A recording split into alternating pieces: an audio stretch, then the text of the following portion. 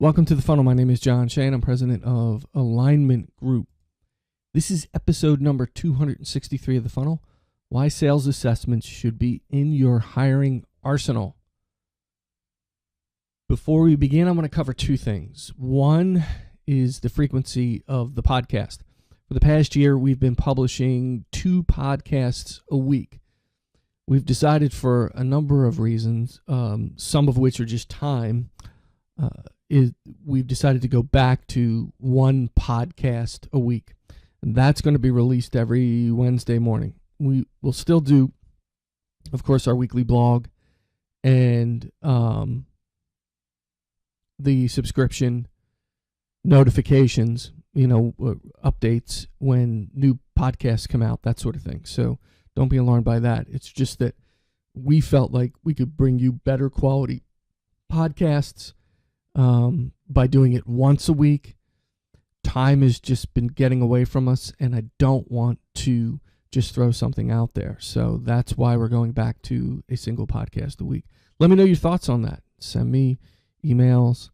I'm always interested in your response, but I wanted to let you know that was going on. We started that around Labor Day, first weekend of September, and then we just continued it forward. I did have a few recorded, so this is the first time we're really here to talk about it. Again, before we jump into the podcast, if you head on over to alignment-group.com and /the funnel, subscribe, you'll get a free 30-minute coaching call that you can take advantage. 30 minutes to ask me any question you want, or to send me an email and kind of give me an idea what you would like to talk about, and then we'll jump into the conversation. Today's agenda: why you need an assessment, the cost of not assessing, avoid the bias hire, and assessment options.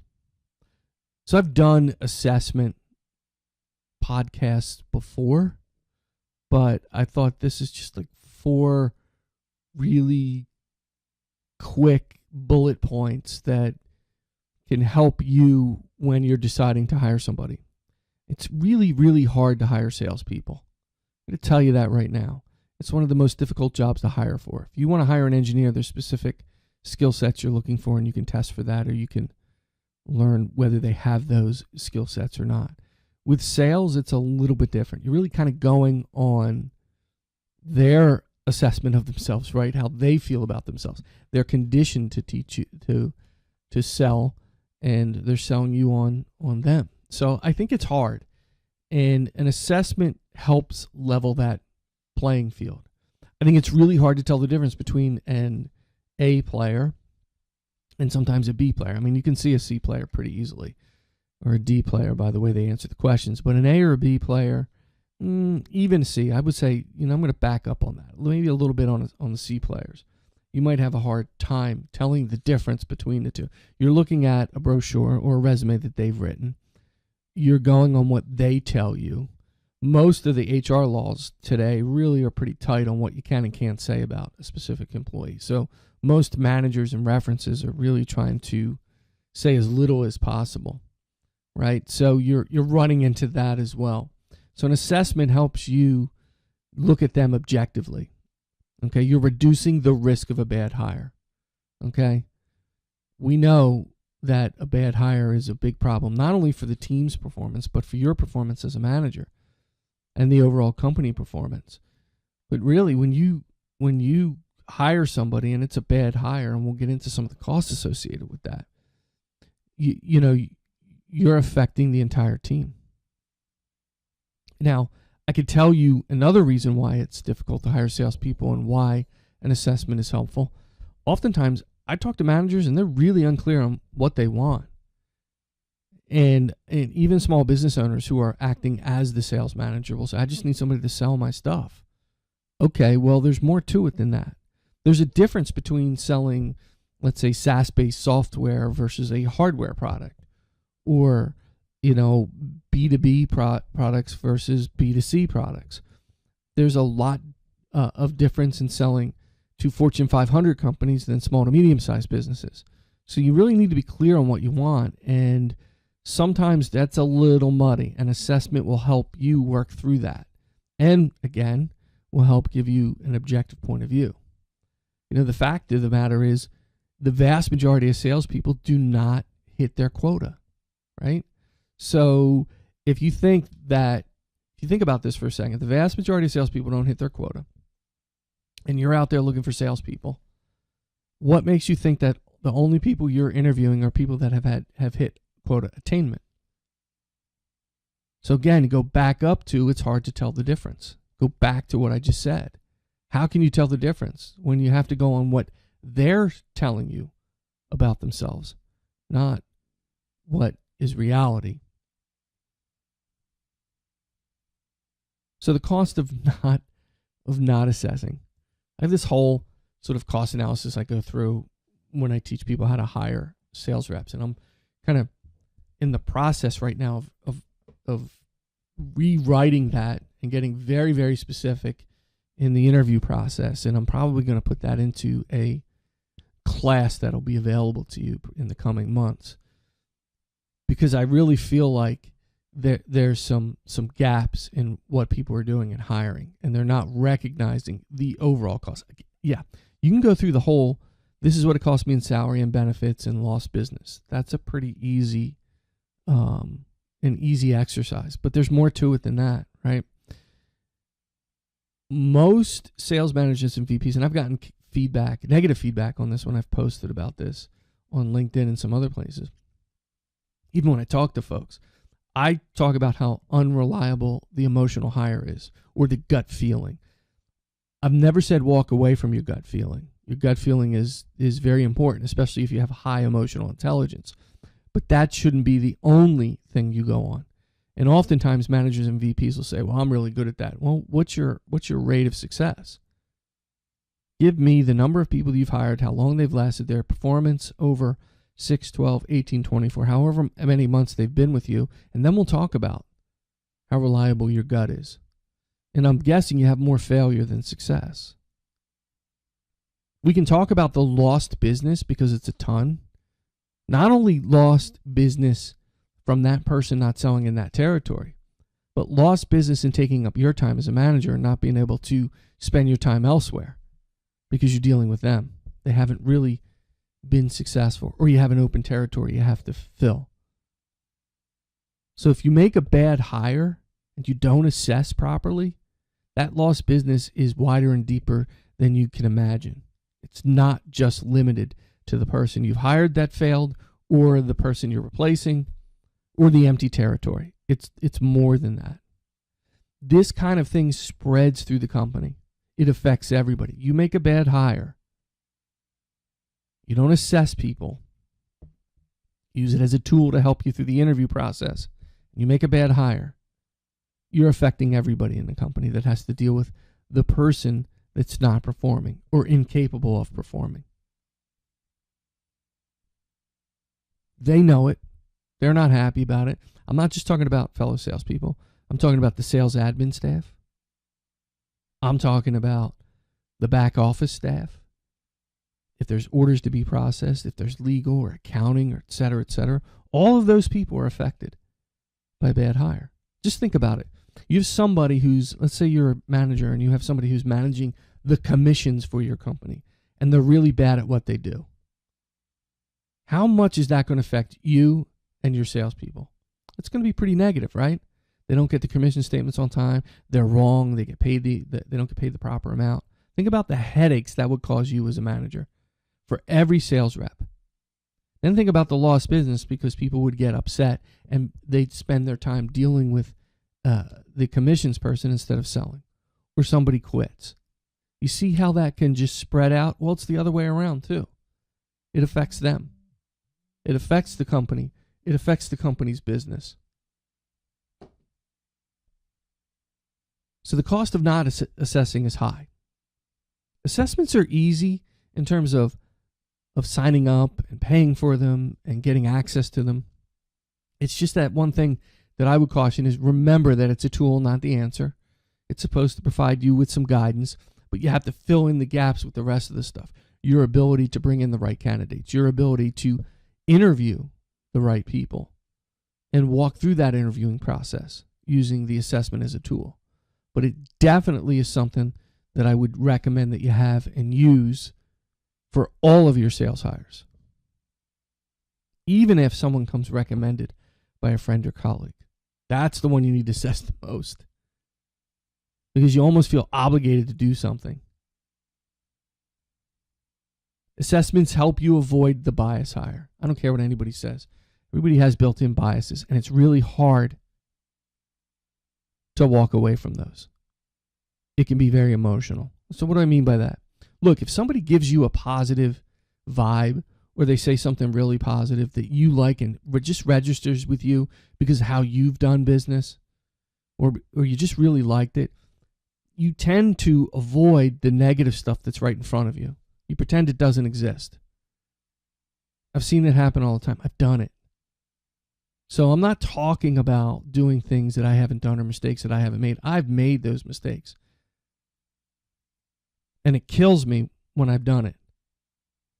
Like, I hired this person because they said something positive and I completely ignored the facts, the negative facts, because the positive just overtook my decision.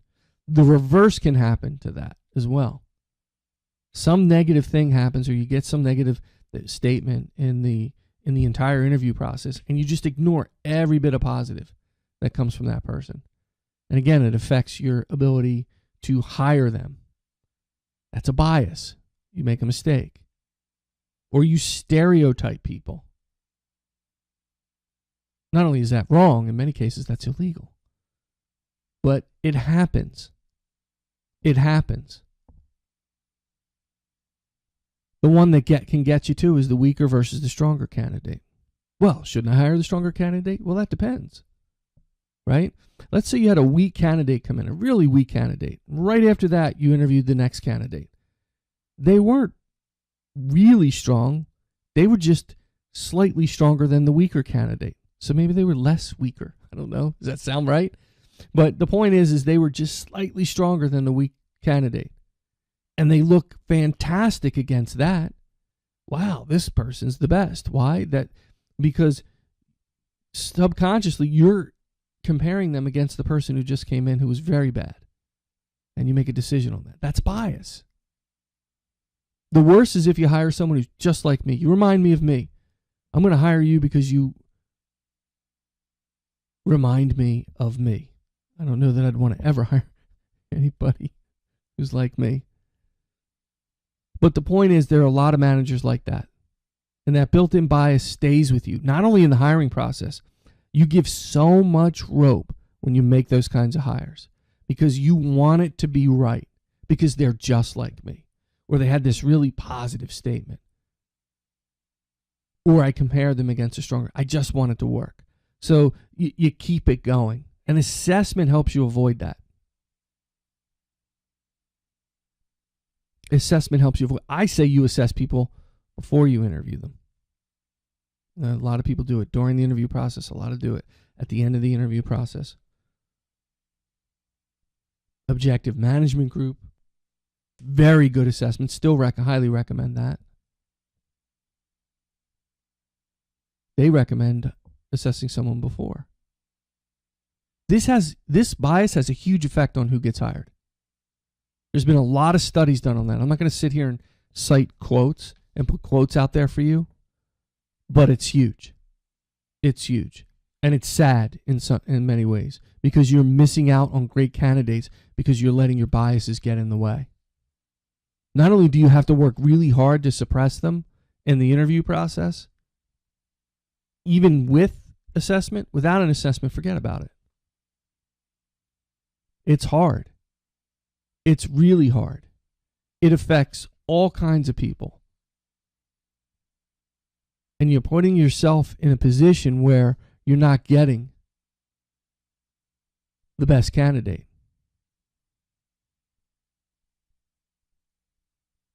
So think about that. Think about the built-in biases. This especially affects women, minorities. Don't be afraid to think about that or talk about that. But why? Why is that? Because there's There's stereotypes on, high level salespeople being testosterone driven maniacs. There's many good men that are good sales reps that I've hired and worked with. But I've had equally the number of women and minorities. It takes a lot of work to get to the point where you're not seeing your biases. You're seeing the person and their ability to do the job. And an assessment helps you do that. Well, if you have those biases or something, no, there's nothing wrong with you. You have people tend to gravitate to people who are just like them. Oh, when I was a young sales rep, I acted just like that. I get it. I get the positive or negative overshadowing, the weaker versus the stronger. I don't particularly care for the stereotypes. I think that's a sick kind of way of viewing the world. I think you need to get past that.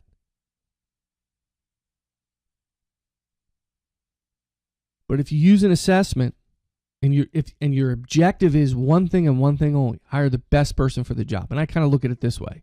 Do they have the skills to do what I want them to do? Will they fit my company? In other words, do they fit the type of product and service that I provide versus what they've done in the past? Okay? And culturally, are they going to be part of my company? So if we're the kind of company that does a lot of fun weekend stuff, and we do a lot of volunteering and outreach, and this person doesn't want to do any of that, well, that's going to be a cultural issue that we're going to have to overcome. But I will tell you this. If your objective is to drive the most business you can drive, I don't know how you can live without an assessment. So I'm going to put some assessment options out here. And before I go through these options, I do want to let folks know that I am a big proponent of the Objective Management Group. As of this podcast, I have decided to be neutral. In other words, I do not carry anybody's products for the purpose of client interaction. I'm no longer selling or reselling the Objective Management Group. I have access to folks. If you need me to connect you with somebody to sell to, if you need assessments, I can connect you to somebody. Quickly, reach out to me. I'll help you with that. I know a lot of really good people in that world. Okay? I'm just separating myself because directionally I'm moving to a place where I'm a little more agnostic. So Objective Management tops on my list for assessment of sales candidates after I just said that, right? DISC is very good in certain situations. I see a misspelling on my video here, but I'm not going to change that because I'm 3/4 of the way through this. Drive Test by Sales Drive. Fantastic. So there's 3 you can look at. There's a myriad of assessment options out there. Objective Management Group focuses on the sales, strictly selling. DISC is more personality related. How do you relate to different personalities and what's your personality type? Those types of things. So just keep that in mind when you're looking at an assessment. If you want some guidance on how to look at an assessment, drop me an email. Thanks for subscribing to The Funnel. You can find us on social media, Facebook, Twitter, LinkedIn.